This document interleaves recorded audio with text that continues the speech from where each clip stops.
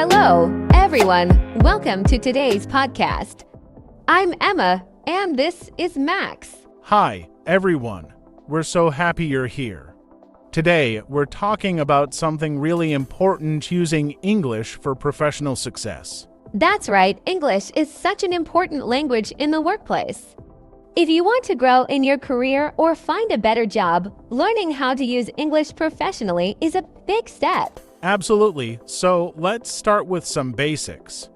Emma, what do you think is the most important skill for using English at work? I think it's communication. Speaking and writing clearly are very important. If you can explain your ideas well, people will respect your work. I agree. Communication is key. For example, imagine you're in a meeting. If you can share your ideas in English, your boss and your team will notice. Yes, and don't forget about writing emails. A good email can make a big difference. Max, do you have any tips for writing professional emails? Of course, first, always start with a greeting. For example, you can say Dear Mr. Smith or Hi Sarah, depending on how formal you want to be. That's a great point. And after the greeting, start with a clear purpose. Tell the person why you are writing the email. Exactly. For example, you can say, I am writing to ask about the meeting schedule, or I would like to share my report. Be polite but clear. And don't forget to end your email politely too. You can say best regards, sincerely, or even thank you. It leaves a good impression. Now, Emma, let's talk about meetings. Many people feel nervous about speaking English in meetings. What can they do to feel more confident? Good question. First, prepare before the meeting. Think about what you want to say.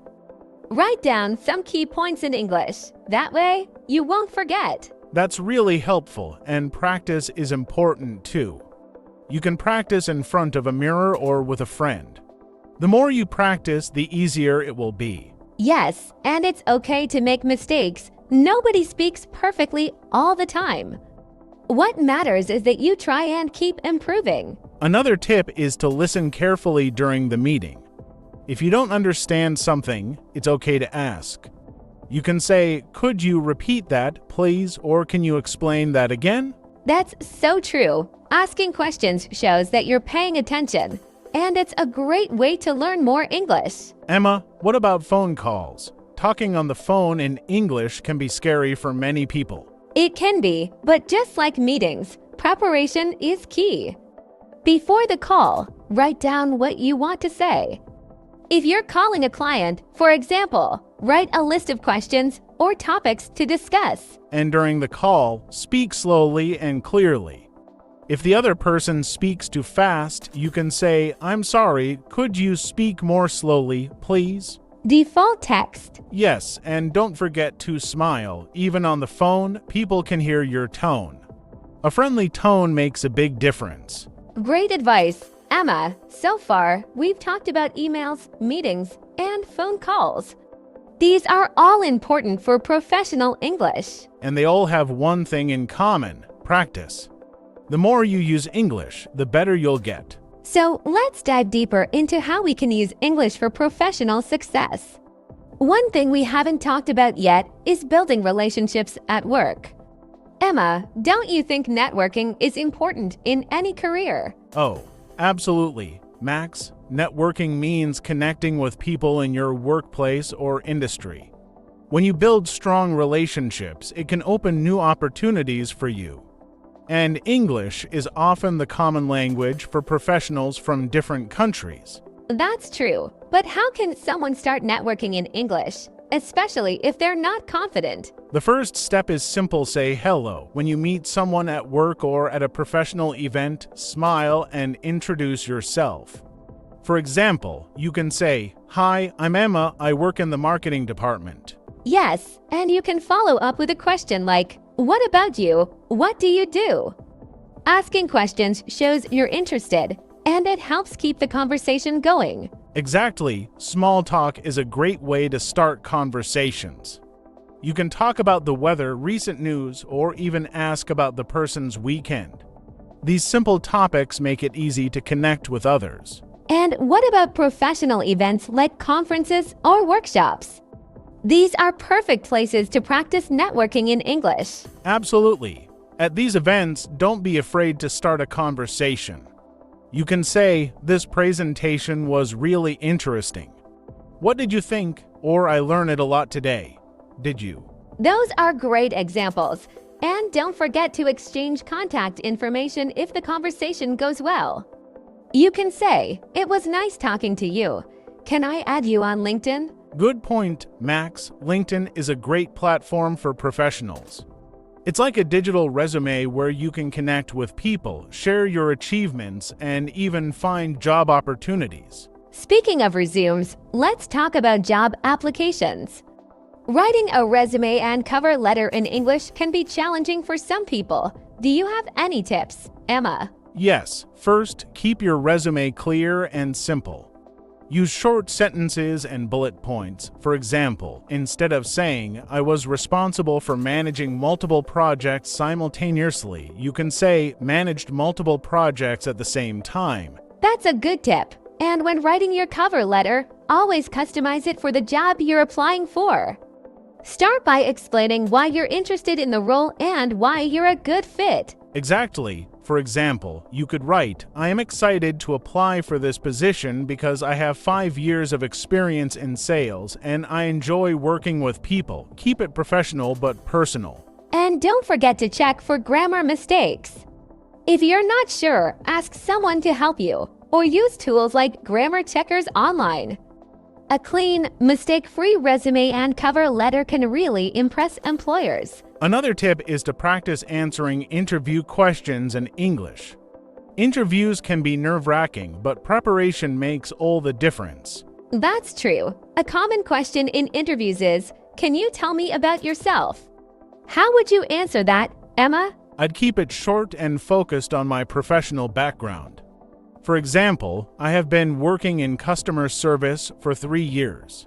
I enjoy helping people and solving problems, which is why I love this field. That's a great example. Another question might be, what are your strengths? You can talk about your skills, like teamwork, problem solving, or time management. Yes, and don't forget to give examples. For instance, you can say, "I'm good at teamwork. In my last job, I worked on a team project to improve customer service and we increased satisfaction by 20%. That's a strong answer. And if the interviewer asks, "What are your weaknesses?" Don't panic, be honest, but show that you're working to improve. For example, sometimes I get nervous speaking in public, but I'm taking steps to get better at it. Great advice, Max. Interviews are also a chance for you to ask questions. You can ask, "What does a typical day look like in this role?" Or, "What are the company's goals for the future?" Yes, asking questions shows that you're interested and engaged. And remember to thank the interviewer at the end. You can say, "Thank you for your time. I look forward to hearing from you." That's a perfect way to end. Now, Max, what about presentations? Speaking in front of a group can be scary, but it's often necessary in professional settings. You're right. Presentations can feel intimidating, but with practice, they become easier. Start by organizing your ideas. Make an outline with 3 parts: introduction, main points, and conclusion. That's a good structure. In the introduction, you can say, "Today, I'm going to talk about," and then clearly state your topic. And for the main points, keep them simple. Use short sentences and examples to explain your ideas. For example, our sales increased by 15% last year because we focused on customer feedback. Yes, and don't forget to make eye contact and speak slowly. It helps your audience understand you better. If you feel nervous, practice your presentation several times. You can even record yourself and listen to see where you can improve. And remember, it's okay to use notes, but don't read everything. Just use them to guide you.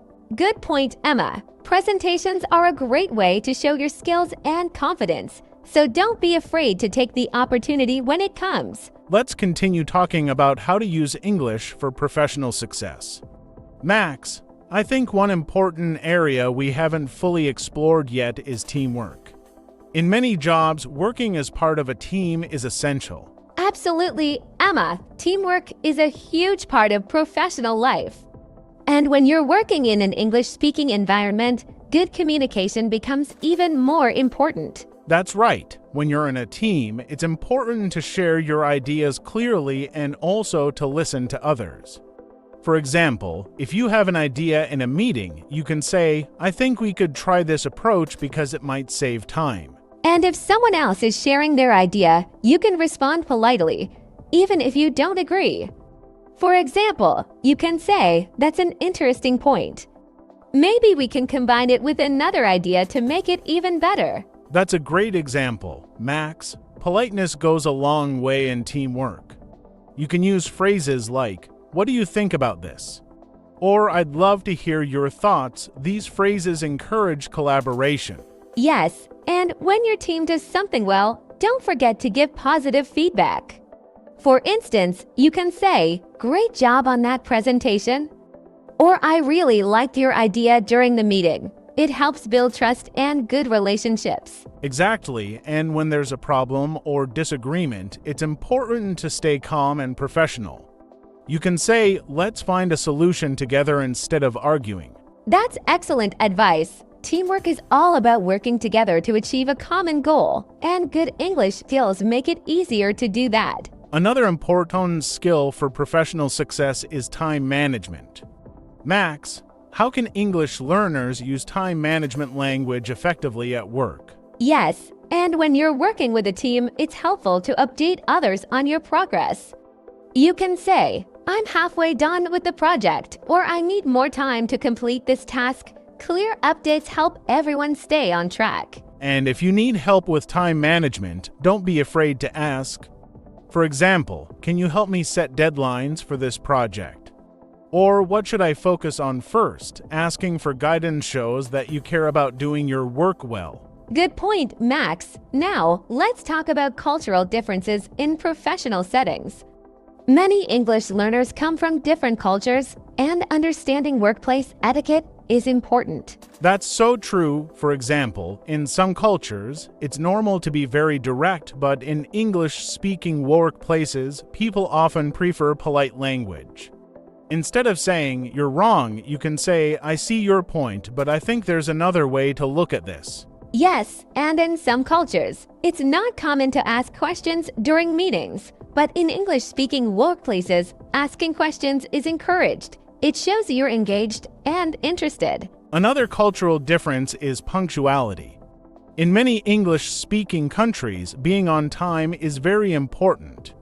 If you're running late, you can say, "I'm sorry, I'm running a bit late. I'll be there in 10 minutes." That's a good example. And showing appreciation is also important. Simple phrases like, "Thank you for your help," or "I really appreciate your time" can make a big difference in professional relationships. Absolutely. Another useful skill is learning how to handle feedback. Sometimes your boss or co-worker might give you constructive criticism. Emma, what's a good way to respond? Start by listening carefully, then thank them for their feedback. You can say, "Thank you for letting me know. I'll work on improving this." It shows that you're open to learning and growing. That's a great response, and if you're not sure what they mean, it's okay to ask for clarification. For example, "Can you give me an example of how I can do this better?" Yes, asking questions shows that you're serious about improving. And remember, feedback is not personal, it's meant to help you do better at your job. Exactly. Now, let's not forget one more area that's important for professional success: building confidence in your English skills. Confidence comes with practice. Start by using English every day, even in small ways. For example, you can write your to-do list in English or read an article about your industry. That's a great idea, and don't be afraid to make mistakes. Mistakes are part of learning. The more you use English, the better you'll get and the more confident you'll feel. Another tip is to celebrate small wins. For example, if you gave a presentation in English or had a good conversation with a coworker, take a moment to feel proud of yourself. That's so important. Every step forward is progress. And remember, you're not alone. Many people are learning English for professional success, just like you. That's right. With hard work and practice, you can achieve your goals. And always keep learning. Watch videos, read books, and listen to podcasts like this one to keep improving. We've covered a lot today: emails, meetings, phone calls, resumes, interviews, teamwork, and more. All these skills will help you use English to grow in your career. We hope you found this podcast helpful. Thank you for joining us today. And don't forget to subscribe to our channel and share this podcast with your friends, family, or anyone who is learning English. Yes, spread the word. Good luck on your journey to professional success with English. Take care, everyone, and see you next time. Bye.